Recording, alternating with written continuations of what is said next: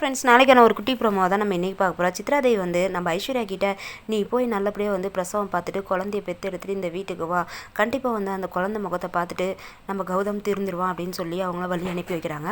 அதுக்கப்புறம் 3 பேர் வெளியே போய் காரில் ஏறலாம் அப்படின்ட்டு போகும்போது உடனே சித்ராதேவி கத்துற சத்தம் கேட்குது. உடனே வந்து நம்ம கோடீஸ்வரி வந்து ஐஸ்வர்யா கிட்டே நீ வெளியே நின்றுட்டு நான் போய் பார்த்துட்டு வரேன் அப்படின்னு சொல்லிட்டு தசரதனும் கோடீஸ்வரியும் உள்ளே போய் பார்க்குறாங்க. அங்கே போய் பார்த்தா சித்ராதேவி மயங்கி கீழே விழுந்து கிடக்குறாங்க. அதுக்கப்புறம் வந்து தண்ணி தெளித்து எழுப்பி விட்டுட்டு அதுக்கப்புறம் வெளியே வந்து நம்ம ஐஸ்வர்யா பார்க்குறாங்க. ஆனால் ஐஸ்வர்யா வந்து யாரோ கடத்திட்டு போயிடறாங்க.